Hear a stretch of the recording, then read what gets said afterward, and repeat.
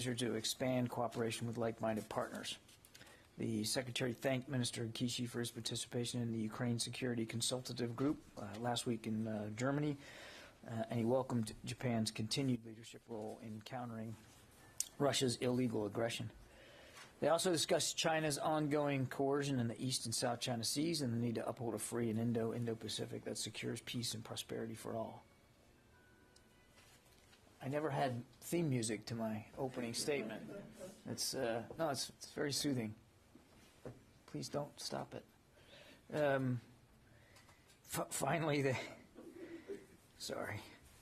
they affirmed the need to continue close collaboration with allies and partners to bolster integrated deterrence. Elsewhere here at the Pentagon, U.S. Assistant Secretary of Defense for International Affairs, Dr. Celeste Wallander, is meeting today with Kenya Cabinet Secretary of Defense Eugene Wamalwa and the Kenyan Chief of Defense General Robert Kabochi. They're here in the United States for the U.S.-Kenya Bilateral Defense Forum. The two sides are discussing a range of topics, including regional security, cybersecurity, security cooperation, U.S.-Africa Command mission, and climate change. And then lastly, in the Southern Command AOR, Southcom is participating in an exercise CENTAM Guardian 22 in El Salvador. Started on the 1st of the month, runs through the 22nd. CENTAM Guardian is an annual multinational exercise designed to build humanitarian assistance, disaster response capacity, and promote cooperation and interoperability between participating forces.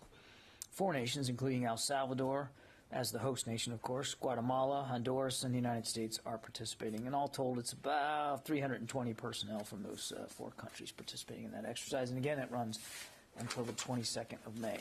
So with that, Rita.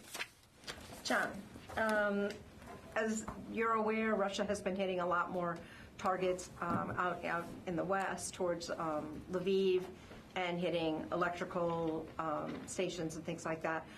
Is there a concern that Russia is getting more precise in their ability to hit critical infrastructure like that? And does this raise concerns about the safety, particularly of diplomats, et cetera, in Lviv? And will the U.S. Defense Department provide additional security for them there? We're out there. You're right. They are attempting to hit what we assess to be critical infrastructure targets out towards the west. Electrical power, transportation hubs, that kind of thing. We think this is an effort to try to disrupt the Ukrainians' ability to replenish and reinforce themselves. We are, particularly these most recent strikes, we're still assessing the degree to which they hit what they were targeted. I would just offer, without trying to correlate specifically to these most recent strikes, I would just remind that their ability to target with precision has been less than advertised throughout this entire war. They are not good at precision strikes. They are not discriminate with how they target. So, again, I'm not making a statement about these most recent ones, but I think it's just good to remind ourselves of their lack of accuracy over the course of the last almost 70 days here. As for security of our diplomats, I'll let the State Department speak to their movements and their security protocols. As I've said before, we're in constant discussion with our State Department colleagues, and obviously, it's typical for embassies around the world to have a U.S. Marine security footprint there. We're not back at the embassy in Kyiv, and so I just don't have anything specifically to speak to with respect to U.S. military support right now. As a follow-up, do you see much impediment to U.S. weapons transfers into Ukraine, and are shipments still getting to them successful, considering these hitting the railheads and all of that? Yeah, what I can tell you is that the flow into the region continues at an incredible pace. And the flow of materials from the region into Ukraine also continues every single day. And we know that because we talk to the Ukrainians every single day, we know that that material, those weapons, those systems are getting into Ukrainian hands. Yeah. Okay, anybody else? Yeah, Abraham. Yeah, thanks, John. This morning we had a briefing from some of the trainers out in Germany, as you know, and sounded like a lot of U.S. Army soldiers doing that training in National Guard. I wondered if, given that the U.S. is giving this Phoenix Ghost UAV and other materials that perhaps pertain to the Air Force, if any Air Force personnel are doing training of Ukrainians. I don't know the status of Phoenix Ghost training, but you're right. We had some officials from UCOM, the Army Training Command, talk to you guys about the systems that they were training Ukrainian soldiers on. As you know, we had a small group that were here in the United States that got both some Switchblade training as well as some unmanned surface vessel training. I just don't have anything on the Phoenix Ghost, but it would most likely be Air Force training used to train operators who know how to conduct UAS operations. So it would be our expectation that it would be Air Force people doing that training. But I don't know whether that training has started and what that looks like right now. There's no sort of status update of where. I don't have a status update on the Phoenix Ghost training, but it's safe to assume that training would be conducted by the Air Force. And if I might follow up on one of Lita's questions about well, I'll have to come back to you later. Lost it. Are you sure? I'll try to. Travis? Thanks, John. The department just decided to allow service members to ship gun safes with their household goods, and it said one of the reasons for that was suicide. The announcement also said that this was something that was asked for, the Air Force had asked for. I was just wondering if there's something more that you can say about that decision, and does this dovetail or is it connected at all with the Secretary's Commission on Suicide?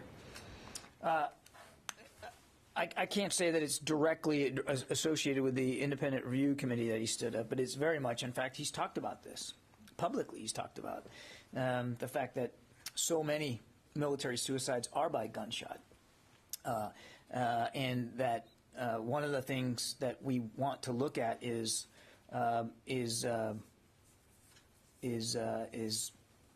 weapon safety, particularly making sure that that the men and women of the force know their options, what's available to them in terms of keeping firearms safe in the home. So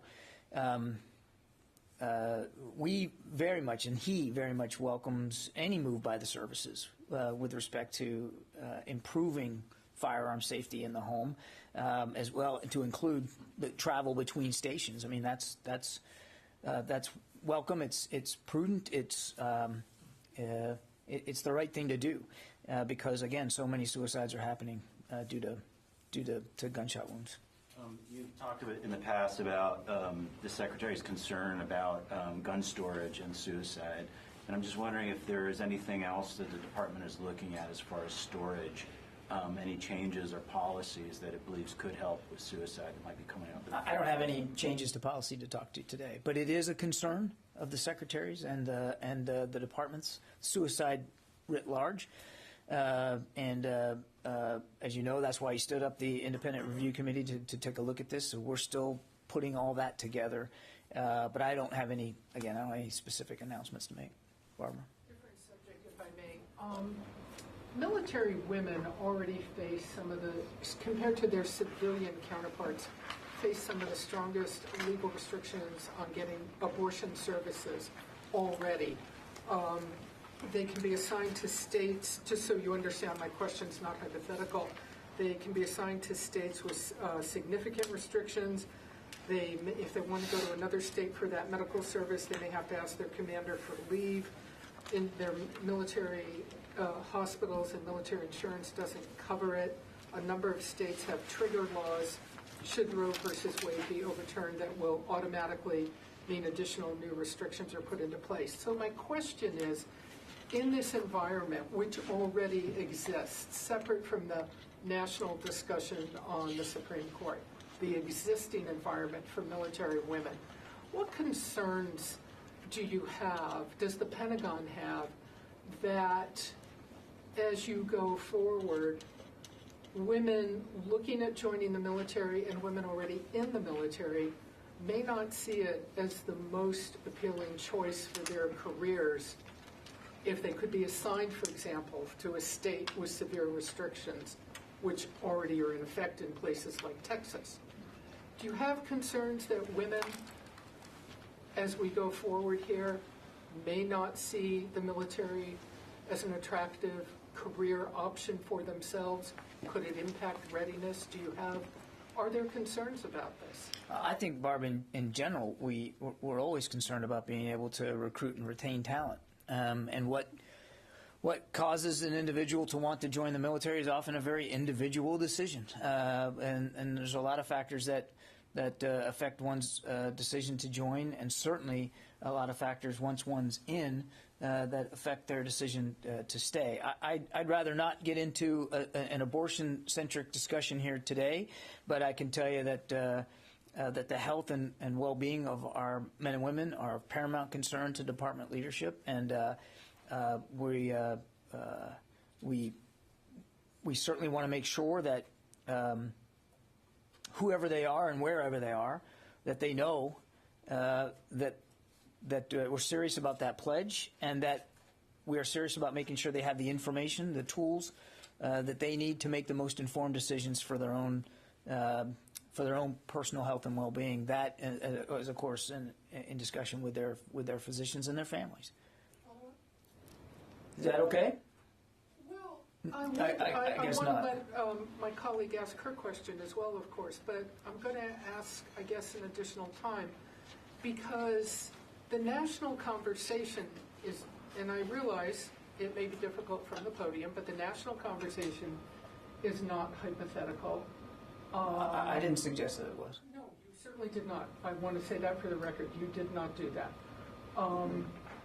The national conversation includes whether the military has opened its doors in recent years to get rid of the don't ask, don't tell policy, same-sex marriage, LGBTQ, women's reproductive rights. And I just wonder if the national conversation is yet at a point where the military, the Defense Department, feels it will be allowed to maintain a socially diverse force. And especially the question right now, because no secret to anybody, the Supreme Court conversation for women on reproductive rights. Yeah. I would just say a couple of things. I mean, one, we have never assumed, ever, that we are somehow immune to what's going on in the rest of America, whether that's a social issue, a medical issue, a legal issue, or an economic issue. We're an all-volunteer force and have been since the mid-'70s, which means we have to go out and recruit that talent. We've got to convince you that service in the United States military is in your interest as well as ours. Sometimes we're successful and sometimes not. And individuals obviously have a right to make that decision for themselves. And we know that. And look, I mean, a macro example of this is the economy right now. I mean, there are plenty of jobs out there. And so our recruiters have been under some strain because COVID didn't give them the contact that they needed with potential recruits, the way we're used to going after talent. And then with the economy and the jobs situation being so good out there, then we're competing with that. And so we're absolutely not immune to it. All I can say in the aggregate is that as we make a case to a young person about joining, male or female, and it doesn't matter what service, what service you're talking about. I mean, we try to make clear to them that yes, service in the military can endure hardship. It can it can be dangerous. It is dangerous. But that there is also great opportunity in terms of education and learning skills, building leadership ability, and the sense of pride that comes with serving in the military. And when you sign that dotted line, that we commit back to you to make good on those promises as best we can, and that your health, your physical well-being, your mental health. You know, we were just talking about suicides a little bit ago, and this is Mental Health Month. That your health, your total health, matters to us, and that when you come in, we're going to care for that. And so again, Just a quick, do you think at this point there is, and I'm just asking your view, there's a risk to readiness if you cannot maintain the appeal of military service to women? Are you concerned it could get to that point? Again, I want to separate this from the current debate now with respect to abortion rights. But the short answer to your question is, of course, yes. Of course, we cannot be an effective military without the brave women who serve inside the military and who serve in the civilian ranks. Think about the ways in which they contribute literally to operational readiness every day and are commanding at the highest levels, including 2 combatant commanders. It's important for the military to represent all of America. Not just because it's important representationally, it's important operationally. And I've seen it myself at sea on ships.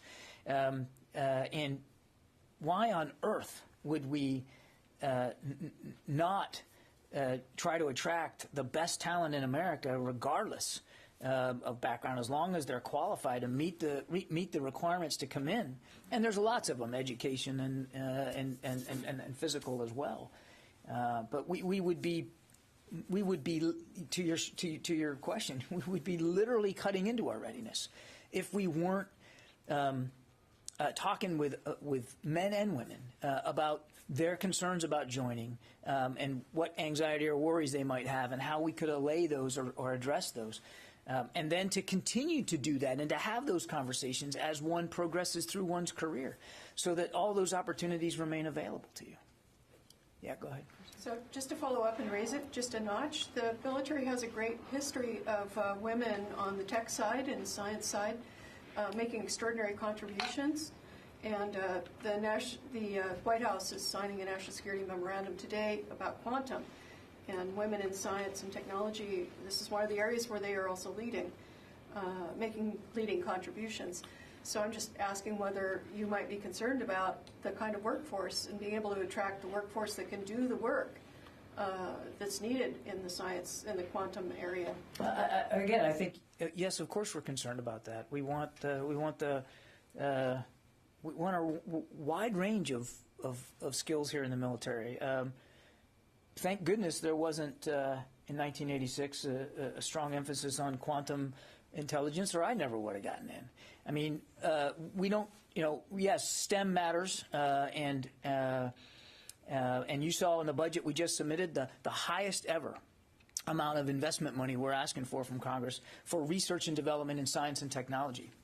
It's absolutely critical. You can't call China a pacing challenge and Russia an acute threat and then not try to invest in capabilities that allow you to get at dealing with those challenges and those threats. So it's absolutely vital to us. And we recognize that knowledge and scientific acumen doesn't just reside in one gender or the other. So, of course, we're concerned about that. And that's why, back to my answer to Barbara, we're going to be diverse in who we try to bring in. We bring in the best talent that we can, and then keep that talent. But we also need people who don't specialize in STEM, because there's a lot of skills in the military that require a different set of intellectual capacities and capabilities. Again, thank goodness for me, or I wouldn't have been able to join the United States Navy. That you have to be broad in how you're looking at who you're bringing in, and the broader the better, quite frankly. Yes. On the, and Liz of Fox News, You're not Mike Stone from Reuters, are you? No? Okay. On the most recent North Korea ballistic test launch, is the timing of it concerning to you, considering President Biden is going to be in South Korea later this month and Japan later this month? And is there anything different in particular with this test launch? Well, we're still analyzing this launch. We're certainly aware of a ballistic missile launch yesterday, and we're consulting closely, as you might expect, with Japan and with our South Korean allies as well as other partners in the region. So I don't have anything more on this launch. As for timing, I don't think we can say specifically that it's time for anything in particular. There's never a good time, quite frankly, for the DPRK to conduct these kinds of tests, and that's the larger point. So we'll consult with allies and partners in the region, and we'll continue to assess what happened here. We continue to call on the North to stop these provocative tests and to be willing to sit down, as we have offered we would be willing to do without precondition, and discuss a diplomatic way forward here to denuclearize the North. And quick follow-up, they've more than doubled the number of test launches since last year. Is the U.S., twice as concerned? How concerned is the U.S. compared to last year? We're still very deeply concerned about these tests and the provocative nature of their continuing ballistic missile program. And that is why, again, we have, not just the United States, but the international community has condemned these provocations. They are violations of UN Security Council resolutions. That's why we have called for the North to sit down, again, without precondition, and have a discussion. And it's also why we continue to focus on the readiness of our alliance in Japan, and meeting today with the Minister of Defense, and our alliance with our South Korean allies as well there on the peninsula. Yeah, Rio. Thank you. I want to ask you about the Secretary's meeting with Japanese Defense Minister Kishi. The Japanese government is revising its own national defense strategy. So what input did the Secretary give to the Japanese counterpart to enhance the U.S.-Japan defense cooperation and to make sure Japanese strategy is closely aligned with the U.S. national defense They did have a discussion today about our national defense strategy and the Japanese national security strategy, and I think the Secretary came away from the meeting feeling that they were very much aligned, and that is not a surprise because of our close alliance with Japan and the close, deep collaboration and cooperation we have military to military. So I think there was a very good discussion about that, and the Secretary doesn't have any concerns. The Mr. Kishi said on top of the meeting that they would discuss the extended deterrence to the Northeast Asia. So could you tell us more about what they discussed in greater detail? And does the Secretary think there should be some additional steps to keep the extended deterrence robust and credible? Yeah, I'm not going to get more detailed than what we've already read out. They certainly talked about the importance of integrated deterrence in the region. This is something the Secretary has talked about since almost the day he took office. And integrated deterrence isn't just about integrating our joint capabilities. It's about integrating allies and partners' capabilities in conjunction with ours to deter potential adversarial action. And that certainly applies when you're talking about the pacing challenge that China represents. It certainly was discussed today with Minister Kishi, but I'd let the Japanese speak to specific extended deterrence issues with respect to their home islands. Again, the issue of deterrence and China's continued bellicosity and aggressive and coercive moves was absolutely discussed, but I won't go any more detail than that. Okay? Yeah. Liz from Fox kind of asked my question, but... Okay, then we'll go to the next one.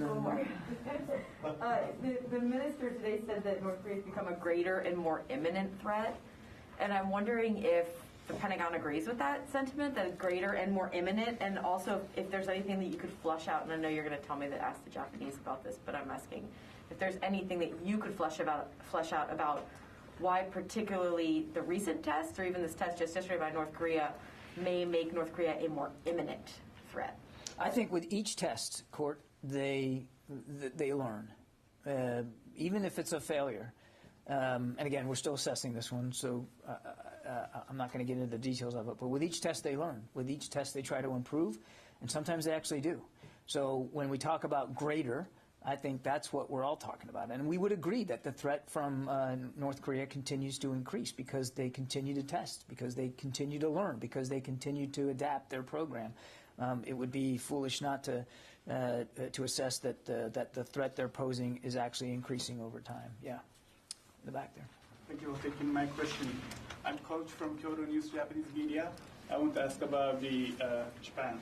The Liberal Democratic Party of Japan has recommended the Japanese government to possess counterattack capability. In light of China's military rise, how in light of Chinese military's rights? Rise. Right. Oh, rise. All right, I see. Sorry. How the Pentagon evaluate about this discussion? I think it. Go ahead. Do you have another one? No. How do you think the U.S.-Japan defense cooperation change if Japan possess counterattack capability? Yeah, I think I'm going to avoid wading into Japanese politics domestically. So I'm just simply not going to speak to that. I would just say a couple of things. Again, the alliance with Japan is rock solid and gets better every year. And this is something that we're very dedicated to. I mean, with the first trip the Secretary took overseas was to Tokyo and to Seoul. And he was very glad to meet with the defense minister here today. And we're always looking at ways to improve our collective defensive capabilities, and certainly with an eye on what China's doing in the region, no question about that. And again, I'd point you back to our budget submission, which the Secretary just testified to yesterday, and the kinds of capabilities that are in there designed to help us with the pacing challenge of China. And that was what the discussion was about, well, part of the discussion was about today with Minister Kishi, about how we continue to pursue this vision of integrated deterrence, again with an eye towards China. But as for internal Japanese politics and proposals to the government in Tokyo, I think I'd let the government in Tokyo speak to that. I hope you can understand that, Tony. I have one health question and a couple Russian questions. Has anybody who attended the White House Correspondents' Dinner from the Pentagon tested positive? Not to my knowledge. Good. Okay.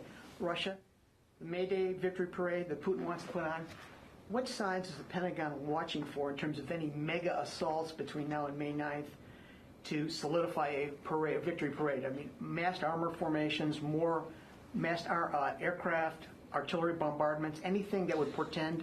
Yeah, Tony, we're not watching what's going on in Ukraine, nor are we talking to the Ukrainians and trying to help them with an eye towards what May 9th is going to look like. Look, I don't know. We don't know if he's going to throw a parade or a party. We don't know. We've heard rumors of him. He's going to declare war. Now they're denying that. And we are not focused on what Russia is going to do on May 9th or what they're going to say or proclaim or celebrate. What we are focused on every day, including this day, is to make sure that we are helping Ukraine defend itself by getting them the weapons and the material they need as quickly as possible. And it's in lockstep with what they tell us they need. And if we don't have it, we're working with other countries that do have it that can help get it there. And in some cases, we're actually helping with that transport. So that's what the focus is on. I can't and won't speak to potential future operations in Ukraine. I wouldn't do that even if, we were talking about U.S. operations, and we're not. We're talking about a war in which we are not fighting. All I can tell you is that the Russians have not made the kind of progress in the Donbass and in the south that we believe they wanted to make. We do believe they're behind schedule. We do believe it's been slow. And at every turn, they have met a stiff Ukrainian resistance. What we're focused on is making sure that resistance remains as stiff as possible. So it remains in their parade, huh? We're not focused on his parade plans. You said also that their precision is less than advertised. Fairly surprising given the amounts of money they spend on precision-guided weaponry. What do you attribute that to? Is it Ukraine's air defenses that keep their ISR capability down, or what? I mean, it's hard to know specifically.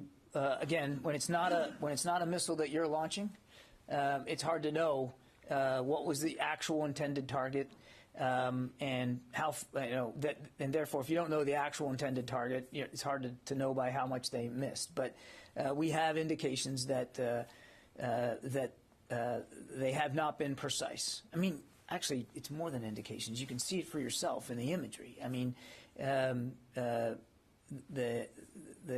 have not been precise. They have not been discriminate, and there's probably any number of reasons for that. It could be technical issues. It certainly could be Ukrainian defenses, or it could just be incompetence on the part of operators. I mean, there's likely for any miss. There's likely a lot of reasons for that. So these are precision guided. These are weapons that are designed to be precision guided that aren't working as intended versus dumb bombs. That is correct. Yeah, thanks. Yeah. No, Abraham, I already got you. Let me get somebody on the phone. Paul Shinkman, U.S. News. Hi, John. Staying on Russia for a minute, what do you assess would happen if Putin were to be incapacitated for any reason, particularly amid these reports that now he's giving direct orders for the military operation in Ukraine? Does Russia appear to have a clear chain of command to succeed him or at least maintain operations in Ukraine? I don't want to speculate about their chain of command and how that would work. If for some, I mean, I just don't think that's a healthy speculation for us to get into. Mr. Putin is the leader of his country. He's certainly the leader of his armed forces, and how they execute orders down that chain of command is not perfectly visible to us in every way. Nor is it perfectly visible to us how information bubbles up from below the ranks up to him. So I think I just am going to not speculate on that. Jeff Shogel. Thank you. The Chief Justice of the Supreme Court has confirmed that the draft opinion on Roe is accurate, is authentic. So it's not a question of if, but when Roe is overturned. When that happens, will the Defense Department make sure that female service members and military dependents can still have surgeries for ectopic pregnancies, and they will not be prosecuted by state authorities if they have miscarriages? Jeff, I beg to differ. I think it's been stated that a draft opinion is just that, draft. And it's not our place here at the Department of Defense to speak to opinions by the Supreme Court that have not been rendered. So I'm just not going to entertain that. Karun DeMargin. Hi, John. So I have a question that is about Ukraine. Earlier today, a senior defense official was kind of talking about the advances that Russia is making and how they've been stymied and not gotten much progress outside of Mariupol, getting to Velika Novosilka, if I'm pronouncing that correctly, and from Izium to Lyman.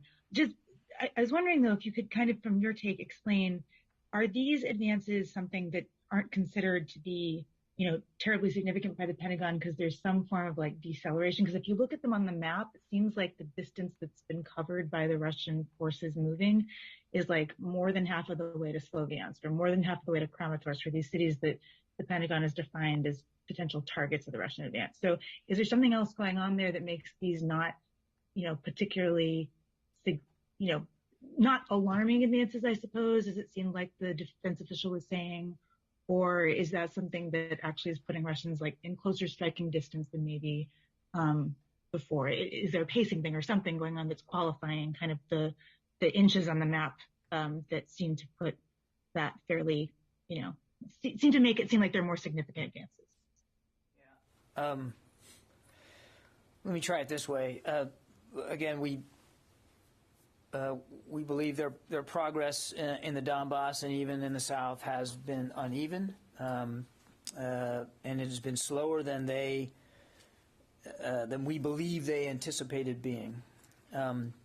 We think, in general, and I'd rather not get into specific lines of advance or towns and cities here from the podium, but we think in general there's several reasons for this, and it varies from place to place. But in general, they still have. We don't believe they have solved their logistics and sustainment issues, and that because they haven't solved them, they are more wary about getting too far out ahead of their supply lines, and so that has kept them at a fairly slow pace in terms of movement. Number two, and actually this is not insignificant at all, is the Ukrainian resistance. This is an area that they have been fighting now over for 8 years, and the Ukrainians, it's their home. They know it, and they know where to be, and they know what to show up with, and they have absolutely impeded Russian progress in terms of their ability to take certain towns and villages, or even in the case when they have, they pull back and the Ukrainians retake it. So the Ukrainians are very much a part of the reason why they haven't progressed in a very even or even at pace manner.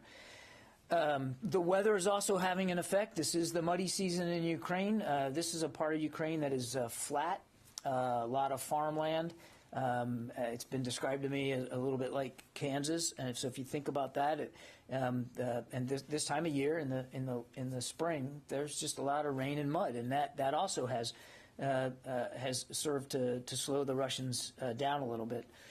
And then lastly, they still haven't overcome the leadership and unit cohesion challenges that they had early on. I mean, we still have anecdotal evidence. It's anecdotal. I understand that. It's not uniform, but anecdotal evidence of morale and cohesion problems inside many units, and leadership challenges, poor command and control that they haven't solved. So we do see that they are trying and have tried to overcome some of those challenges, but it is not at all clear that they have. And so there's a whole wealth of reasons why the progress is as it is right now.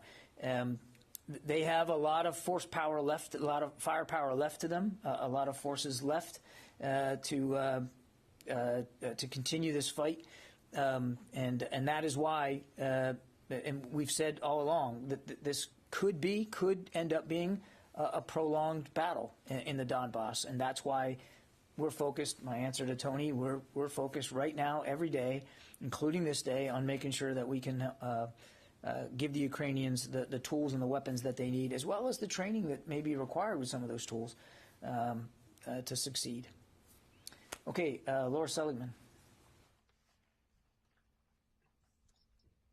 Hey, John, thanks for doing this. I just wanted to take one more stab at the abortion question.